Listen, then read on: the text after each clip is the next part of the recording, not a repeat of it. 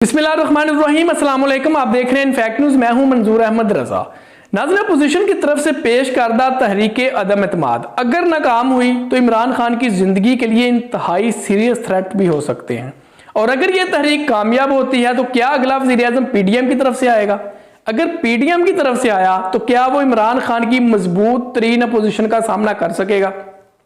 इन सवालात के जवाब ढूंढने से पहले हम थोड़ा सा तारीख को खंगालते हैं और वो तमाम मुसलमान हुक्मरानों बेशमूल पाकिस्तानी हुक्मरानों की हालात जिंदगी पर नजर दौड़ाते हैं जिन्होंने अमेरिका का साथ दिया, उसके इत्तेहादी बने या अमेरिकी पॉलिसियों से इनहराफ किया, तो उनका इंजाम क्या हुआ।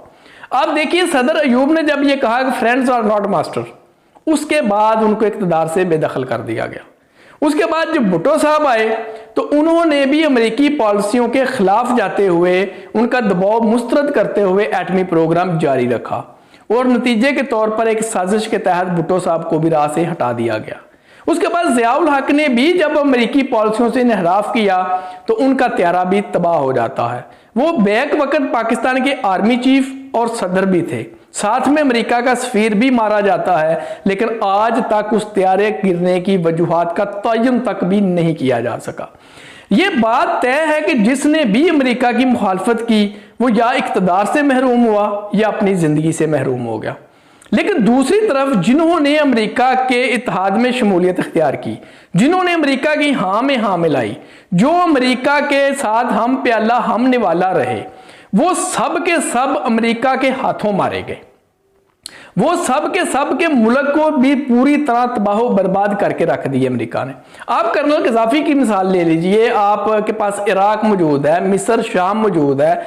इन सब मुल्कों के हुक्मरान अमेरिका के एक तरह से बी टीम के तौर पर जाने जाते थे। ये इनकी पर्सनल दोस्तियां एक तरह समझी जाती थी, लेकिन ये सब के सब अमेरिका के हाथों जिल्लत और रसवाई की मौत मरे।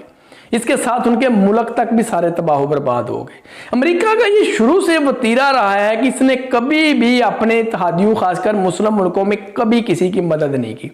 आप देख लीजिए, पाकिस्तान 1971 में 2 लाख तो हो गया और ये अमेरिका का 7वीं बहरी बेड़े का इंतजार करता रह गया। आप अभी देख लें, यूक्रेन को देख लें, इन्होंने भी अमेरिका और नेटो की सिक्योरिटी की जमानत के ऊपर अपने एटमी असासे सरेंडर कर दिए थे और आज जब उसके ऊपर वक्त बना तो किसी ने एक फौजी तक भी वहां नहीं भेजा। अगर पीडीएम ये समझती है कि हम अमेरिकी सपोर्ट की वजह से या अमेरिकी यकीन दहानियों की वजह से या नेटो की यकीन दहानियों की वजह से इमरान खान को घर भेजकर और अमेरिका हमारे सर पे हाथ रखेगा, तो इनके लिए सिर्फ यही कहा जा सकता है कि तारीख का ये सबक है कि तारीख से कोई सबक हासिल नहीं करता। पीडीएम के अकाबरीन को यह बात समझनी चाहिए कि इमरान खान अगर एंटी अमेरिका खड़ा है तो उसके खिलाफ 2 काम हो सकते हैं, या उसको इक़्तिदार से लैदा किया जा सकता है या फिर किसी ना किसी साजिश के तहत उसे मरवाया जा सकता है। जबकि पीडीएम को यह बात याद रखनी चाहिए कि वो चले गए हैं अमेरिका के इत्तेहादी की सूरत में। तो अमेरिका के जो मुसलमान इत्तेहादी बने थे वो सबको अमेरिका ने खुद अपने हाथ से मारा, उनके मुल्क तक भी तबाह किए। लेकिन जो मुखालफत में गए वो सिर्फ हुक्मरान मरे या इक़्तिदार से गए, उनके मुल्क फिर भी सलामत रहे। पाकिस्तान उसकी जिंदा मिसाल आपके सामने मौजूद है। लेकिन ये बात इस वक्त पीडीएम के अकाबरीन की समझ में नहीं आने वाली, क्योंकि इस वक्त उनको अपने असासे, अपने गुमनाम अकाउंट्स और अपने बच्चों का फ्यूचर इस वक्त नजर आता है। इस वक्त उनको यहां पे सिर्फ अपने मुकदमात से किसी भी तरह से बरीयत के सिवा कुछ नजर नहीं आ रहा। आप ये यकीन रखिए कि अगर इन लोगों को ये ना हो कि हमारे वहां पे और भी मुबैना तौर पे बहुत सी छुपी दौलत जो इन मुल्कों के पास मौजूद है, अगर इन्होंने वो जब्त कर ली या उन्होंने उसका सिर्फ मालूमात ही लीक कर दी, तो एक पनामा की वजह से हमारा ये हाल हुआ, तो अगर वो छुपी हुई दौलत भी मुबैना तौर पर सामने आ गई तो हमें तो कहीं मुंह छुपाने की जगह भी नहीं मिलेगी। दूसरा, अगर पीडीएम को ये लगता है कि क्योंकि अगर कल को पाकिस्तान डिस्टेबल हुआ, कोई परेशानी मसला बना, तो हम तो चले जाएंगे आराम से उन मुल्कों में जाकर रह लेंगे, तो तारीख शाहिद है कि शायद शहनशाह ईरान से ज्यादा अमेरिका का कोई पालतू नहीं था। लेकिन जब मुश्किल वक्त बना तो उसके त्यारे को भी उसने वहां पे लैंड नहीं होने दिया था। वो अफगानी जिन्होंने अमेरिका के लिए अपने हमवतनों का खून बहाया था, पानी कितना बहा दिया था, वही अमेरिका जब वहां से निकला तो उन लोगों को जहाज के टायरों तले कुचलता हुआ चला गया, किसी को साथ लेकर नहीं गया था। अब यूक्रेन आपके सामने ये सारी मिसालें मौजूद हैं, लेकिन पीडीएम को इस वक्त ये बात समझ नहीं आएगी। ये बात इनके सपोर्टर्स को, इनके वोटर्स को और इनके वर्कर्स के समझने की है कि अगर अल्लाह ना करे, खुदा न खास्ता पाकिस्तान में कोई हालात खराब हुए तो आप लोगों को कोई मुल्क विजिट वीजा भी नहीं देगा। आप देख लीजिए बर्मा, अफगानिस्तान या दूसरे मिस्र, शाम, जब ये मुल्क तबाही की तरफ गए थे तो किसी मुल्क ने अपनी सरहद नहीं खोली थी इनके लिए। अफगानिस्तान देख लें, पाकिस्तान, ईरान तक किसी ने अपनी सरहद नहीं खोली थी इनके लिए। तो ये आपके अकाबरीन के जहन में तो ये है कि हम वहां चले जाएंगे, इनको खुश फहमी है, लेकिन जो निचले लोग हैं इनको तो ये खुश फहमी भी नहीं होनी चाहिए।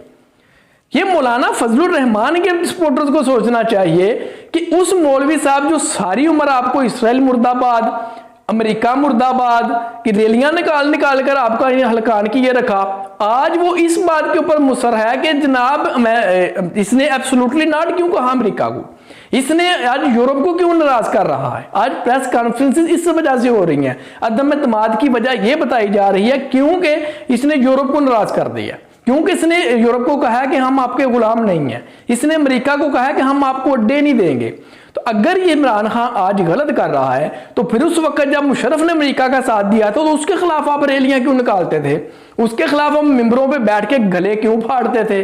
और उससे भी ज्यादा वो तमाम मजहबी जमातें जो हमेशा गले फाड़ती रही अमेरिका के खिलाफ, जो कर करके इन्होंने स्पीकर फाड़ दिए थे, दुआएं कर करके अमेरिका की तबाही की, जो कहते थे हम आधी खा लेंगे, हम भूखे मर जाएंगे लेकिन गुलामी नहीं करेंगे।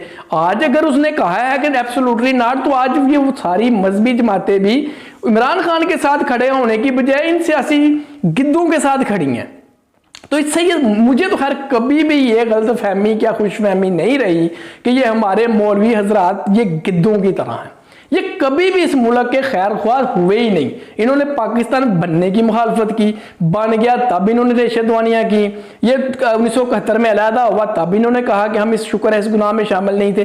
तो मुझे तो इन मौलवियों से कभी भी कोई खुशफहमी नहीं थी, लेकिन बहुत से लोगों को खुशफहमी है, तो उनकी अब दूर हो जानी चाहिए कि ये जो कहते थे हम पेड़ पे पत्थर बांध देंगे, आज अगर एक बंदा खड़ा होकर उसके खिलाफ खड़ा हुआ है तो ये पत्थर बांधने की बजाय वही पत्थर लेकर उस बंदे को मारने के लिए दौड़े हुए हैं। तो कहां है आज वो मस्जिद के मौलवी, कहां है वो रैलियां जो अमेरिका के खिलाफ निकला करती थी, कौन है जो अमेरिका के खिलाफ खड़ा होगा। अगर आज इस बंदे को आप इस वजह से घर भेज देते हैं तो कल कौन खड़ा होगा। इसीलिए इस कौम में कोई स्टैंड नहीं लेता।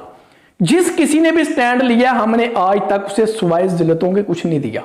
आप अपने सारे हुक्मरानों को देख लीजिए, आप अपने ऑफिसर्स को देख लीजिए, कितने ऑफिसर थे। ये एक नेकोकारा टाइप के एक ऑफिसर थे, एसएसपी थे गालबन, उन्होंने नवाज शरीफ दौर में मानने से इनकार कर दिया था कि ये हुक्म आपका गैर है, नहीं है, मैं नहीं करूंगा। उन्होंने उसकी सर जलील कर दिया उसको, लेकिन क्या कोई उसके साथ खड़ा हुआ?